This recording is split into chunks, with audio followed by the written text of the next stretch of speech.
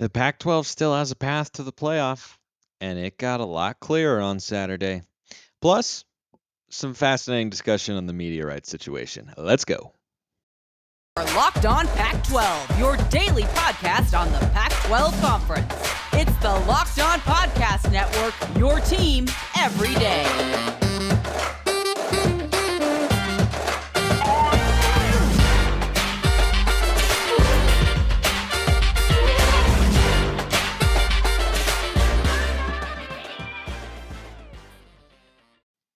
Welcome, everybody, to another episode of Locked On Pac-12. I'm your host, Spencer McLaughlin. Thanks so much for making this your first listen or your first view of the day, part of the Locked On Podcast Network, your number one source to stay up to date with all things Pac-12 Conference related. Please keep liking, commenting, subscribing, asking questions, continuing the discussion thread on YouTube. I love all of that and appreciate all of you for supporting the show, which today is brought to you by Bet Online. Bet Online has covered the season with more props, odds, and lines than ever before. Bet Online, where the game starts. Spencer, why are you wearing a suit jacket and a button down without the top button? Because I was wearing a tie when I was calling a college basketball game earlier today.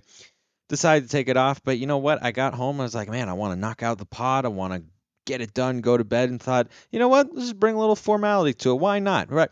Business, right? All straight business and such. If it's too much, if it looks weird, let me know and I won't do it again. But a couple things with the Pac-12. They got a lot of help over the weekend. In their pursuit to get a team into the college football playoff. And I contend there's still a lot of time left. A lot of things can happen. And one of USC, UCLA, or Oregon could get into the Pac-12 or get the Pac-12 back into the college football playoff. It could 100% happen. If you have a one-loss Pac-12 conference champion, they've all got a legitimate case. Now, they all have a couple of blemishes that might keep them out of a discussion with, say, a one-loss SEC Tennessee team that doesn't have a conference championship. Could. So possible. Could definitely take place. UCLA's non-conference schedule, weak. Oregon's best non-conference win, BYU. Not looking that great right now. That game against Georgia, boy, that's ugly. USC, who's their best non-conference win going to be if they go 12-1? Notre Dame? Notre Dame's not that good.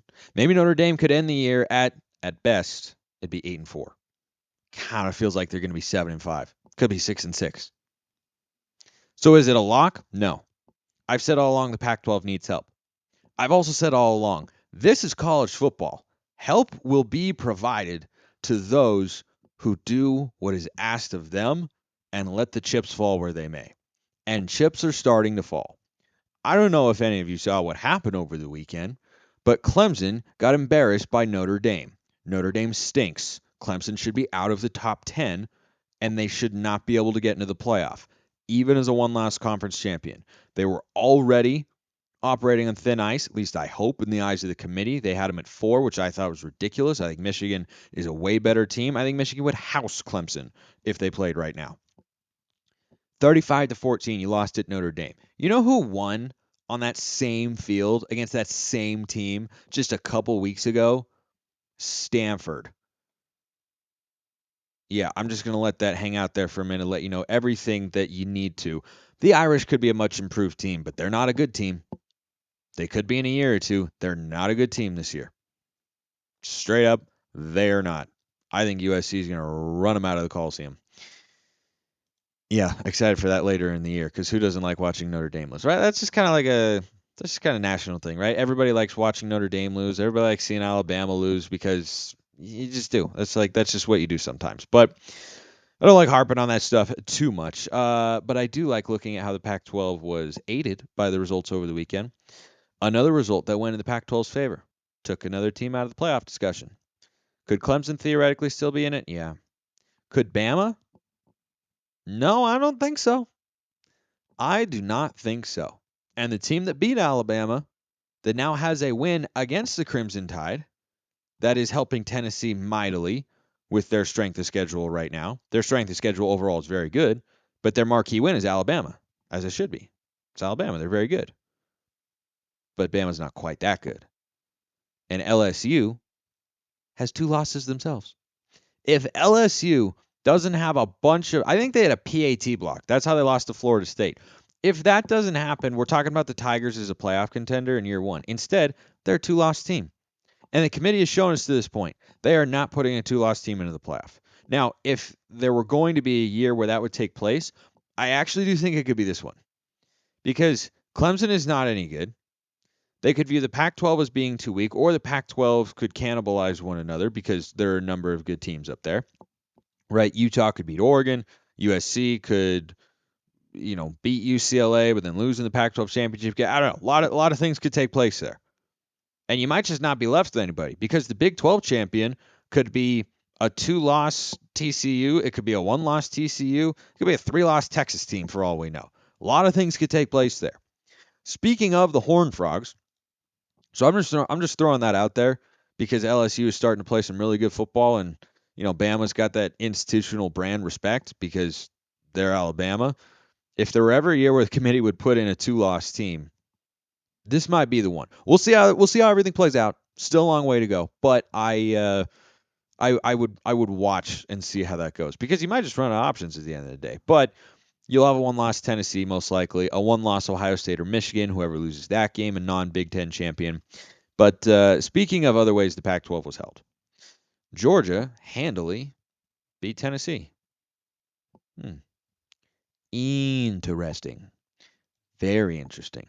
Because now Tennessee is 1 loss away from, wait for it, being a 2-loss team and hypothetically not getting into the playoff.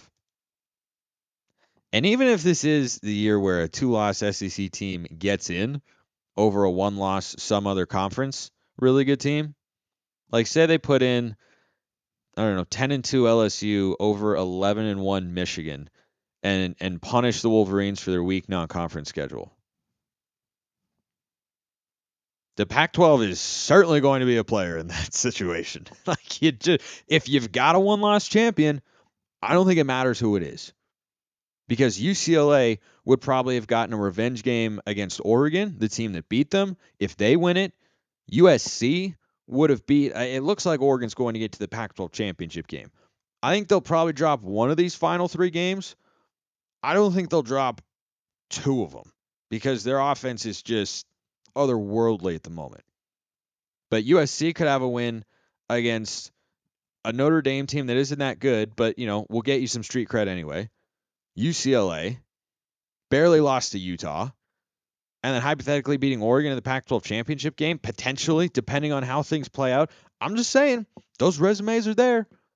And speaking of TCU, who I mentioned like 2 thoughts ago, the Horned Frogs didn't look very impressive against Texas Tech. That doesn't sound like a lot because they ultimately got the win. But that tells you a couple things. Number one, the committee is now going to feel justified in doubting them. So the threshold that the Horned Frogs have to get over in the eyes of the College Football Playoff Committee is higher than that of a typical team. They should not have been, where were they, 7th last week? They should not have been 7th. They had a better resume going into last week than Alabama. It's unquestionable. But because they're TCU and not Alabama or Georgia or Clemson or an Ohio State, they're not given the benefit of the doubt there.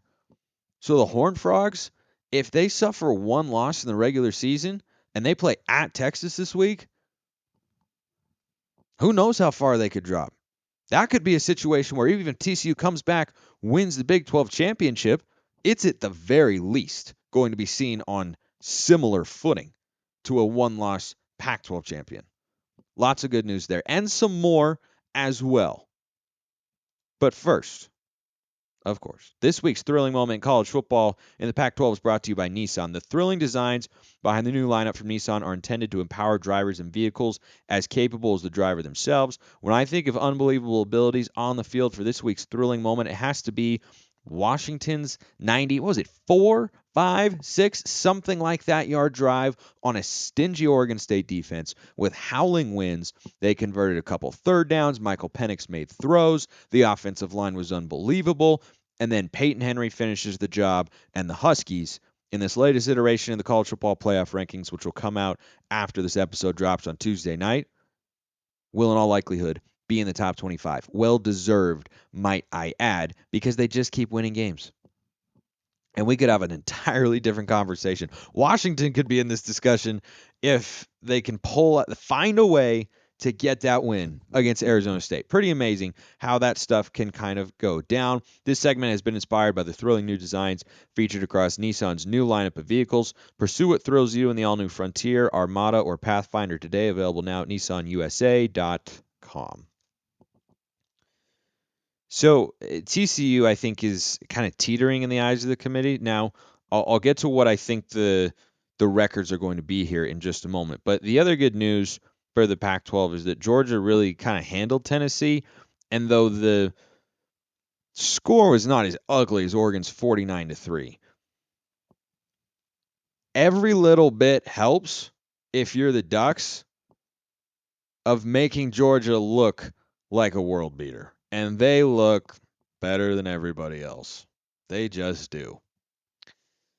And every time they show that, it gives you just a little. I'm not saying a lot. You can't completely wipe it away. Not going to argue that. But you can make baby steps in the right direction if Georgia keeps beating the crap out of people. Here's what I think the college football playoff rankings will be. And if you're listening to this after they're already out, feel free to flame me in the YouTube comments if I'm wildly off. But here's what I imagine the committee will do. Georgia number 1, big surprise. Ohio State 2. I think Michigan will be 3. Tennessee 4. TCU 5. Oregon 6. I think you'll have USC 7. LSU at 8. I think Bama will be at 9. Ole Miss at 10. I think Clemson will be at 11, even though they should be like 17. It's just not a very good football team. UCLA 12 and Utah at 13. Washington, I imagine, in the 20 to 25 range. They probably take Oregon State slot. I'll say they go number 24. Let's say they're probably in that particular range. That's where I imagine they will be. We'll see how accurate that ends up being. But the Pac-12 was always going to need help, and they got a lot of it over the weekend. And more could be on the way. The path of the Pac-12 getting into the playoff, it's becoming clearer by the week. And we've still got 3 weeks of the regular season left and conference championship week. Long way to go. Long way to go. Not guaranteeing anything because you have to have a one-loss champion. No lock. That is not certified. That is not put it on the books. Nothing. But if the Pac-12 can do that, they are going to have a really good argument for getting into the playoff. How they'll perform there, and we'll address that, cross that bridge when we come to it and such. Okay.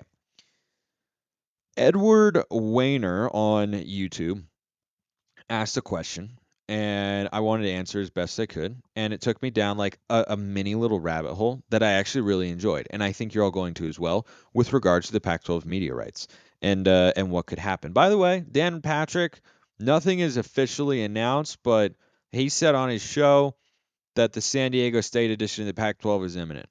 Not surprising. I've said for a long time here on the show, that's probably the leading candidate. And every time I say, well, you're getting into the Southern California market, oh, it's not Los Angeles. Oh, people just go nuts. They go absolutely crazy. It's not Los Angeles. You're not getting it. You can't do this. I'm not here to tell you that San Diego State is going to replace what USC and UCLA were. I'm just here to tell you it's located in the southern part of California, and that as a whole appeals to TV networks or a streaming service like Amazon. And being able to make that pitch, however weak it is compared to having the 2 LA schools, is stronger than not having it at all. I'm not saying it's the strongest hand in the world, but if you're trying to create the best one, it's probably going to involve San Diego State. We'll see when that gets official. Edward asks, what kind of TV numbers will the Pac-12 get streaming on Amazon? Fox looks like they're out of the Pac-12. Is ESPN going to increase their bid for the Pac-12? Will Oregon and Washington sign a Pac-12 guarantee of rights or a GOR?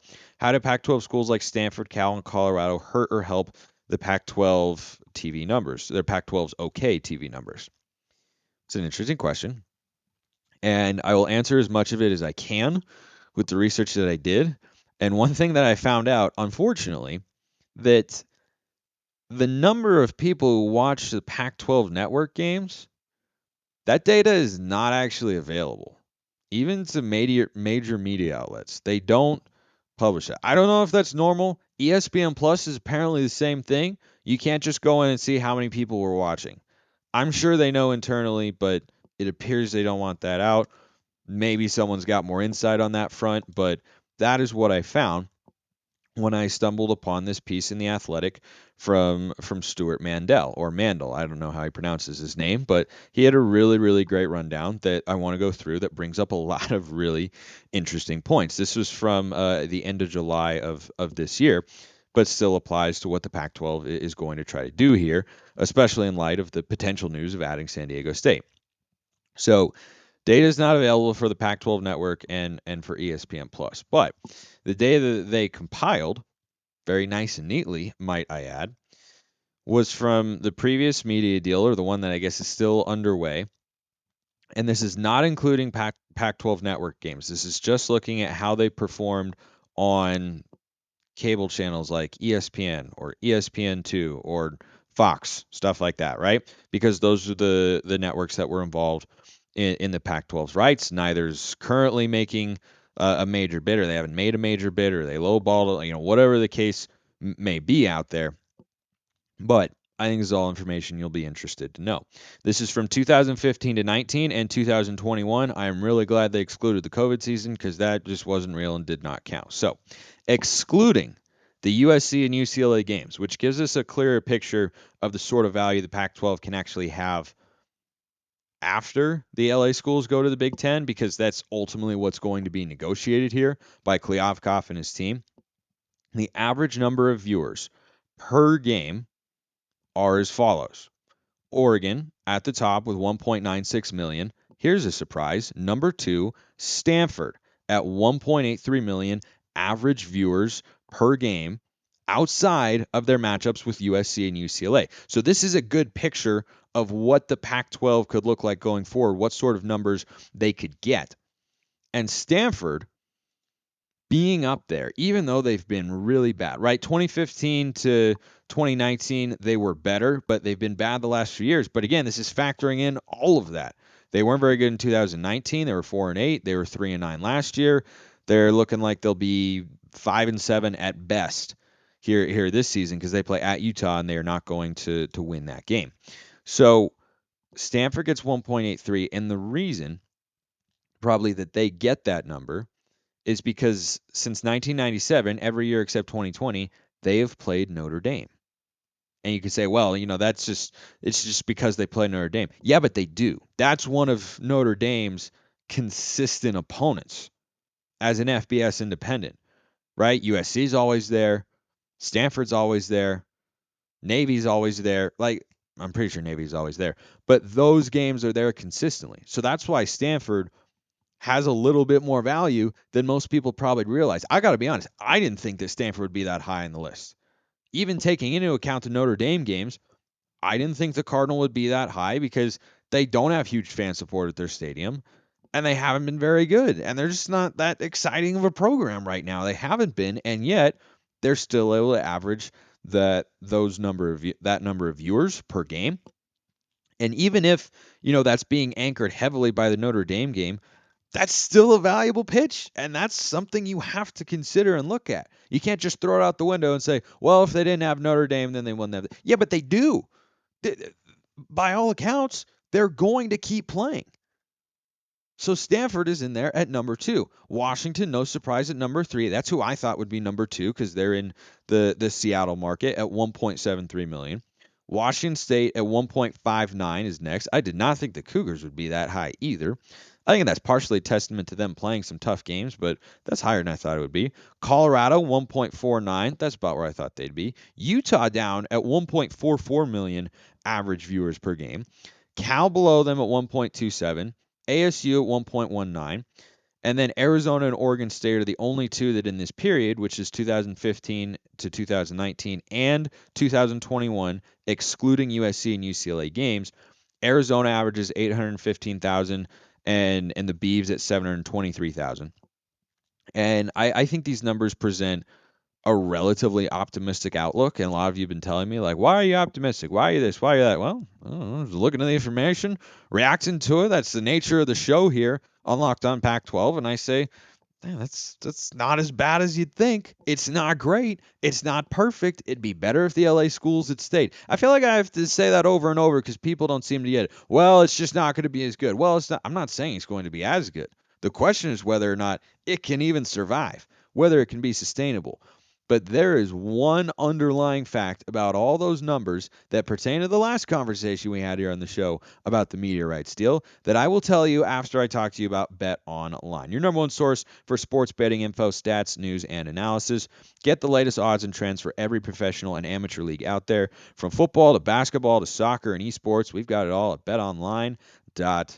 And if you love sports podcasts, you can find those at BetOnline as well. We're always the fastest and easiest way to get your betting fix. Head to the website today or use your mobile device to learn more. BetOnline, where the game starts. Here's the interesting fact about those numbers I just read. Average viewers per game over a 6-year sample size, excluding USC and UCLA.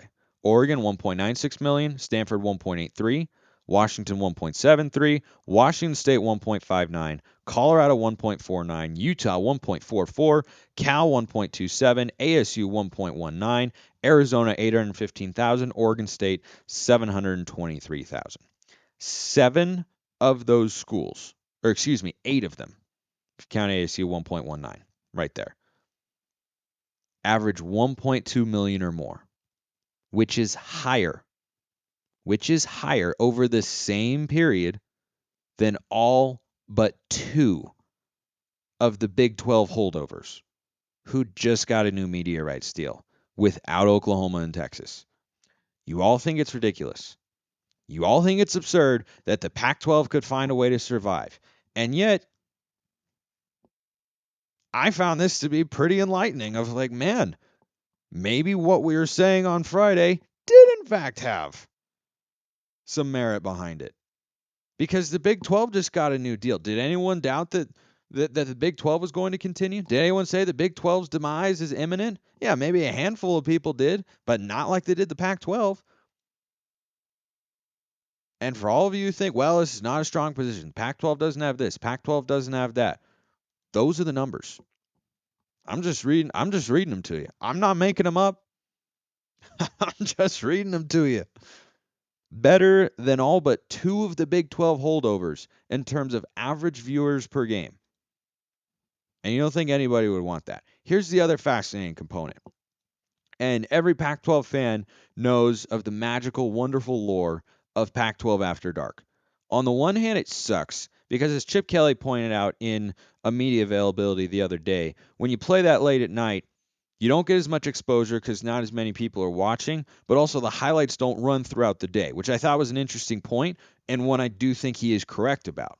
However, as it pertains to a media rights negotiation, it's an advantage for the Pac-12 because no other conference can play in that late window. They can't. Other than the Mountain West, who have a deal with CBS Sports, and we're not going to pretend that the Pac-12, even without USC and UCLA, is on the level of the Mountain West. It's way above. Can we all agree on that? Okay, good. So that's the advantage. And people think, well, they're not going to, they don't need to put that content there. They've been doing it for a long, long time. There's a reason. And here's the reason. In 2021, there were 12 games kicking off at 10 p.m. Eastern Time or later on Fox or ESPN or FS1. They averaged 1.34 million viewers per broadcast, and all but 2 were over a million. Like, that has value. And the other thing, too, for people who think, well, networks don't want to pay this. They don't want to do that, and it's not that valuable, and it's not that big, and yada, yada, yada. What else are you going to put on in that slot? Well, you could put anything on. Nobody's watching anyway. Tell me, in the United States of America, where football is heavily ingrained into our culture, shall we say, where football is king on television and in our lives in general, Hence why it is the focal point of this particular show, because I know that's what you are all interested in most. It's what I love the most. In what universe are you going to put on anything that will get as high of a rating as a college football game on Saturdays in the fall and early winter? That's what we care about at that time. That's what we want to watch. I mean, what else are you going to put on? A rerun? TV show? Like, I don't know. I'm not a network executive, so I don't know what they would go with there. And maybe some of you will have some ideas. But the idea that you want to just completely get away from these late night kickoffs that could really be a boon to the Pac-12 as they try to land their next media rights deal, because they can put teams in that slot and they can put the highest caliber of teams in that slot. Thinking like way down the line, Mountain West can't hold the Pac-12's water. Not even close. It's not even close. Even without USC and UCLA, they're not getting those sorts of numbers. They're just not. They're going to be under a million a lot. And the Pac-12 in 12 games last year was under a million twice. That's a bargaining chip because networks want to show college football because that's what we're watching. That's what people care about. Is it going to be? I just get so tired of the people who say, well, it's not the Big Ten. It's not the SEC. No, it's not. Nothing about the Pac-12 is similar to the SEC. The goal is not to become the SEC. It's to make the Pac-12 as good as you possibly can. And I think that's a legitimate bargaining chip as they navigate this media rights landscape. And a bunch of you are going to hop in the comments and say, no, Spencer, it's ridiculous. Pac-12's dying, is dead. Okay. We'll see. The Big 12 got a deal. And again, I read you the numbers. They're comparable at the very least, if not better, as I outlined. We'll end with that. A lot of hot takes tonight. That's okay. Appreciate everyone listening. See you next time. Have a wonderful rest of your day.